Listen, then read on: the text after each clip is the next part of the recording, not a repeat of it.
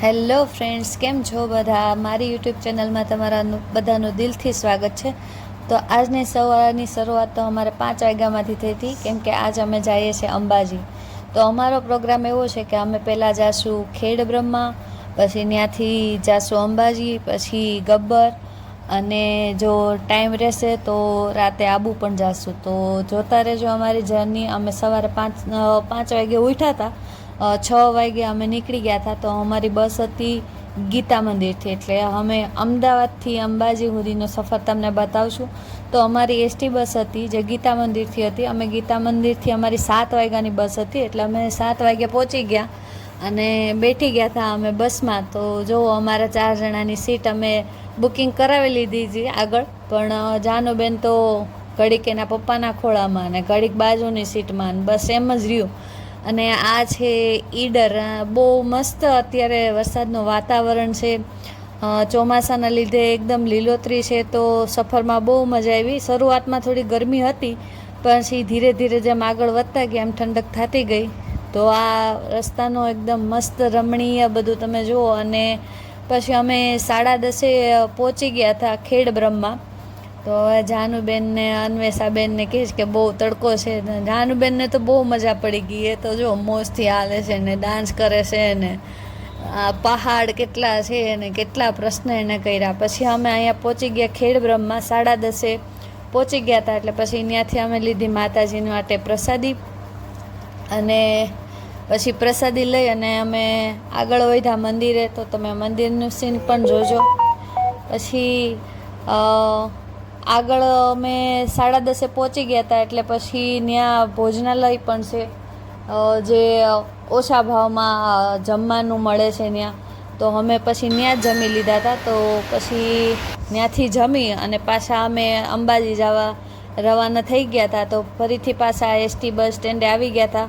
જોકે બસ સ્ટેન્ડની એકદમ જ નજીક છે ખેડ બ્રહ્મા માતાજીનું મંદિર, એટલે ચાલતા 5 મિનિટનો જ રસ્તો થાય. તો અમે પાછા આવી ગયા હતા એનાથી 12 વાગે જમીને. તો પછી 12 વાગે અમે આવી ગયા. તો 12 વાગ્યાથી અમને 12 વાગ્યાની જ બસ હતી અંબાજીની. તો અમે 12 વાગે ત્યાંથી અંબાજીની બસમાં બેઠી ગયા અને એક્ઝેક્ટ 1 વાગે અમે અંબાજી પહોંચી ગયા. તો આ છે ખેડ બ્રહ્મા માતાજીનું મંદિર. અને બીજા ત્યાં ઘણા બધા નાના નાના મંદિરો છે.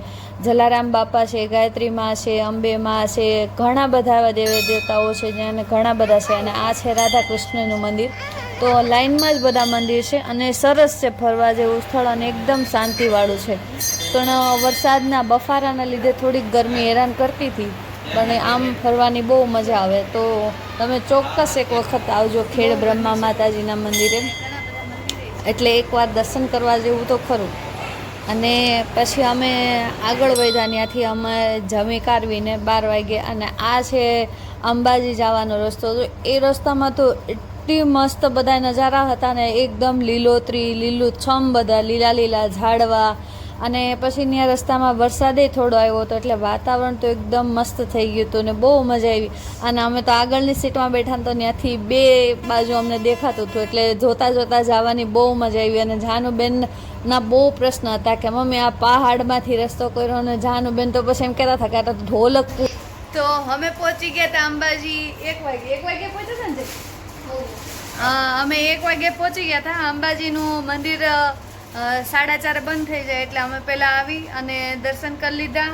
અને આજ તો અમારા નસીબે બહુ જોર કરે છે, એટલે આજ કંઈક આંદોલનના લીધે બધું બંધ છે. અને અમે એક રૂમ રાખી લીધી છે, જે એકદમ એસટી બસ સ્ટેન્ડની સામે આવું કે આ એકદમ અમારા રૂમની સામે જ બસ સ્ટેન્ડ છે. જાનું બારી ખોલતો. અને અહીંથી ગબ્બર પણ દેખાય છે. તો હવે અમે ગબ્બર જવા નીકળશું. હવે તૈયાર થઈ ગયા છે બધા, અને કદાચ હું ઝૂમ કરું ને દેખાય, કદાચ બહુ ખ્યાલ નથી, પણ લગભગ આ જ ગબ્બર છે.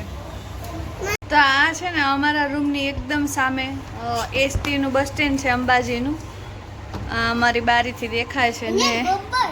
હા, અને જાનુબેન ને અન્વેષાબેન તૈયાર થઈ ગયા છે. ક્યાં જવું છે?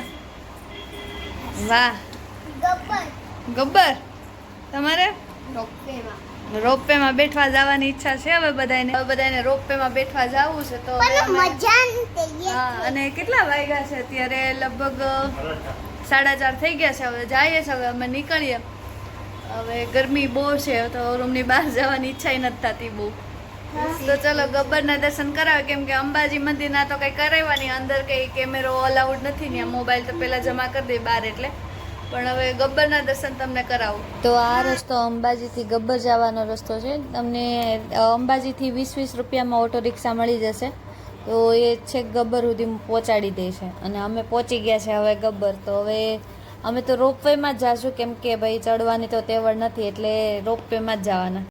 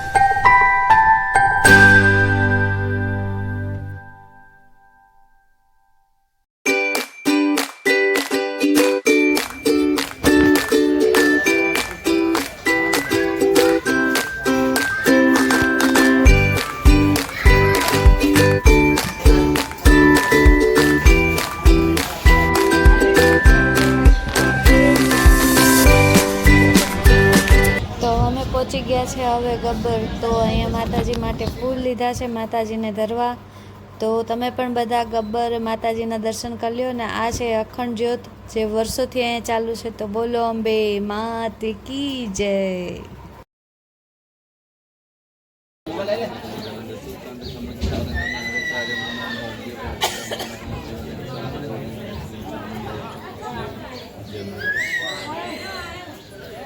તો માતાજીના દર્શન કરીને અમે જાતા હતા અને વરસાદ ચાલુ થઈ ગયો. તો રોપવેનું કેવું છે કે વરસાદ ચાલુ હોય તો એ લોકો રોપવે બંધ કરી દે છે. તો અમારે લગભગ દોઢ કલાક જેવું ત્યાં બેઠવું પડ્યું, અને પછી દોઢ કલાક પછી રોપવેને ફરીથી ચાલુ થયું, કેમ કે સીડીથી જવાય એમ નથી, અને કેમ કે અત્યારે વરસાદના લીધે લપસી જવાય, અને છોકરાઓ નાના હોય એટલે ધ્યાન પણ રાખવું પડે. એટલે અમે 1.5 કલાક વેઇટ કર્યું રોપવે માટે. ફાઇનલી પછી અમે રોપવેમાં જ નીચે ગયા, અને વરસાદ ચાલુ હતો, એકદમ મસ્ત ઠંડો પવન આવતો હતો, અને બહુ મજા પડી ગઈ. અને જો તમને આ વિડીયો ગમ્યો હોય તો લાઈક કરજો. અને હા, કોઈ અમારી જેમ ઓછા બજેટમાં ફરવા જવાની કોઈને ઈચ્છા હોય અંબાજી, તો પ્લીઝ કોમેન્ટ કરજો. તો હું તમને બધો ખર્ચા પણ કહી દઈશ, ક્યાંથી કઈ ટિકિટ છે, તમે કઈ રીતે રોકાઈ શકો છો, અને કઈ રીતના અત્યારે ફરવાનું કયા સ્થળો છે નજીકમાં, તો હું બધું કહી દઈશ. તો પ્લીઝ મારો વિડીયો ગમ્યો હોય તો લાઈક કરજો. અને જોજો, અત્યારે તો બહુ સરસ દેખાય. બધા નીચે જો સીડીથી જાય છે ઉતરવાવાળા, રેનકોટ પહેરીને, કેમ કે વરસાદ ત્યારે ચાલુ જ હતો. અને લીલોતરી તો એકદમ મસ્ત જ છે, કે બહુ મજા આવી જાય. તો ચોમાસાના ફરવાનો ફાયદો અત્યારે એ જ છે કે બધું અત્યારે લીલું છમ, બધું જોવાની બહુ મજા આવે. એમ થતું હતું કે નીચે ઉતરવું જ નથી. ને અમે બધા એકદમ ખુશ થઈ ગયા હતા. જાનુબેનને, અન્વેષાબેનને બહુ મજા પડી ગઈ.